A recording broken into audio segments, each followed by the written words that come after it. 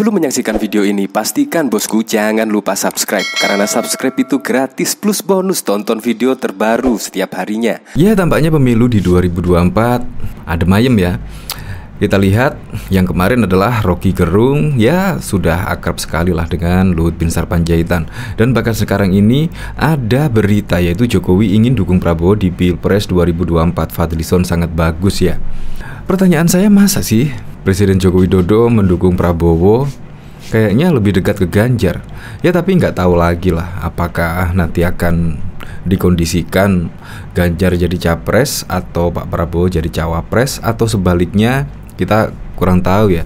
Tetapi ini ada berita dari Straight Time News, yaitu menyebut jika Prabowo ingin mendukung Presiden Joko Widodo. Dan ada yang membocorkan, tetapi tidak disebutkan namanya. Untuk itu, Fadlizon juga mengomentari tentang dukungan Jokowi ke Prabowo.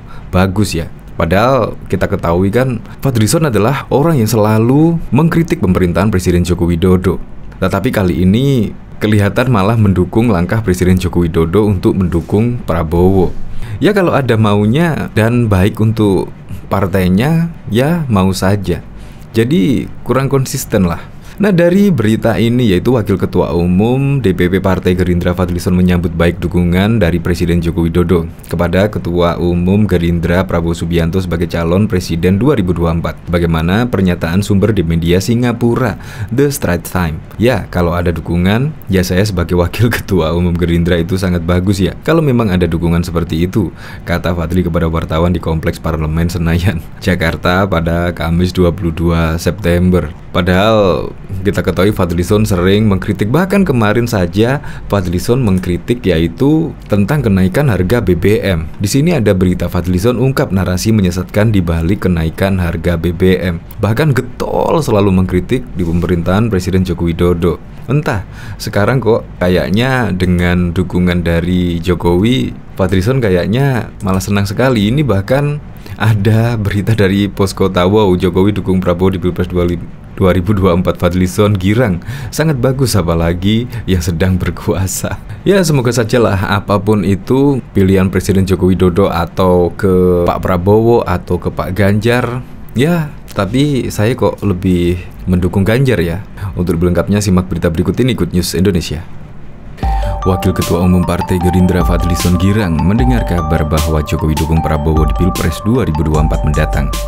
Jika kabar itu benar adanya, Fadlizon mengaku senang dan mengapresiasi jika Presiden Republik Indonesia Joko Widodo memberikan dukungan kepada Ketua Umum Partai Gerindra sekaligus Menteri Pertahanan Prabowo Subianto untuk menjadi calon presiden di Pilpres 2024. Diketahui sebelumnya, sebuah artikel berbahasa Inggris terbit dan menyebut bahwa Jokowi dukung Prabowo di Pilpres 2024. Artikel itu terbit di media nasional asal Singapura, The Straits Times, yang memberitakan panasnya persaingan jelang Pilpres 2024 di tanah air. Artikel Straits Times yang dimaksud berjudul Jokowi The Decide Presidential Hopeful Hell Endorse Has No Plan to Run for VP yang terbit pada 17 September 2022. Dalam artikel tersebut tertulis bahwa Jokowi akan memutuskan calon presiden yang akan didukungnya pada Pilpres 2024. Prabowo Subianto menjadi salah satu nama yang dipertimbangkan oleh Jokowi secara serius untuk menerima dukungan dari orang nomor satu di Indonesia. Adapun sumber Straits Times yang membocorkan informasi itu menolak memberitahu namanya. Lantas mendengar kabar kemungkinan Jokowi dukung Prabowo di Pilpres 2024, Fadlizon mengungkapkan apresiasinya.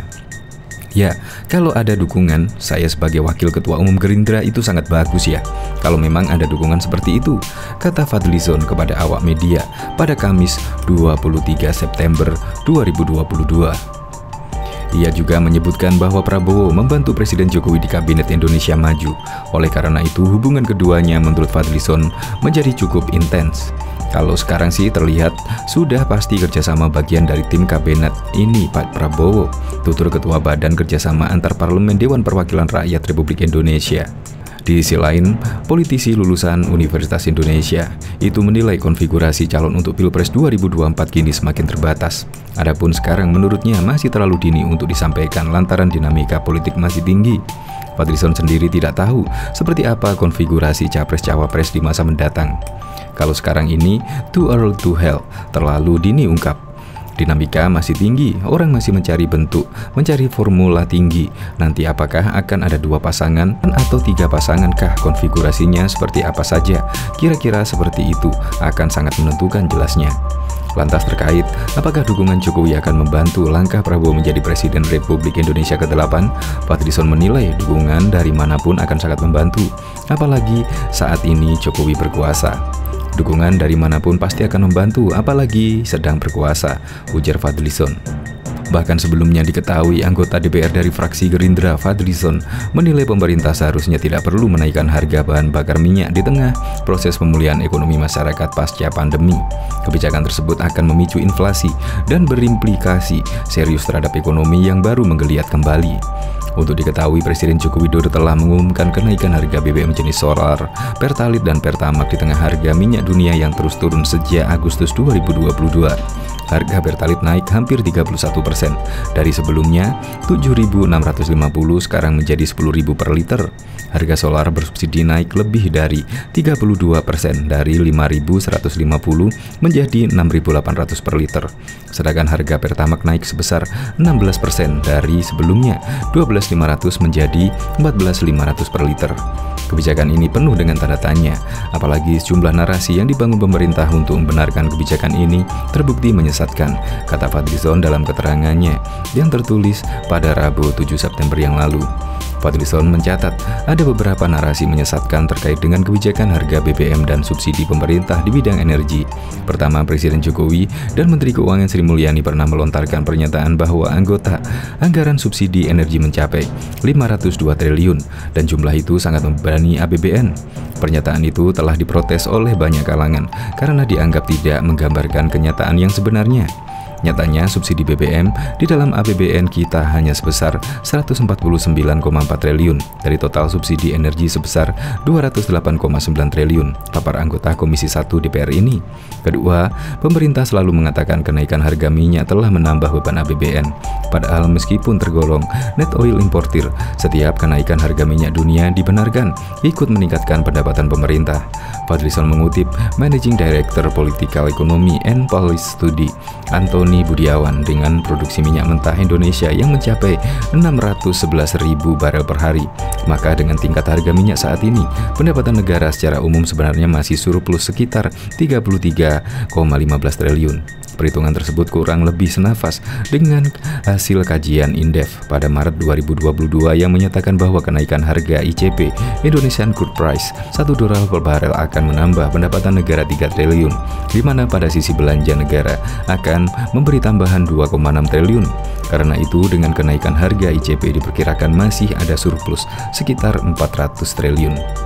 Jika mengacu pada skenario tersebut, selisih antara harga ICP sebagaimana diasumsikan APBN 2022 yaitu sebesar $63 per barel dengan harga real ICP yang menyentuh rata-rata angka $100 per barel tidaklah otomatis menghasilkan kerugian.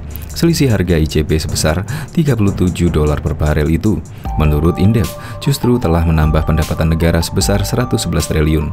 Dari sisi belanja memang mengakibatkan bertambahnya belanja negara, tapi jumlahnya menurut Indef hanya sebesar 96,2 triliun, sehingga negara membenarkan masih mengantongi surplus anggaran sebesar 14,8 triliun, ungkap Fadlizon.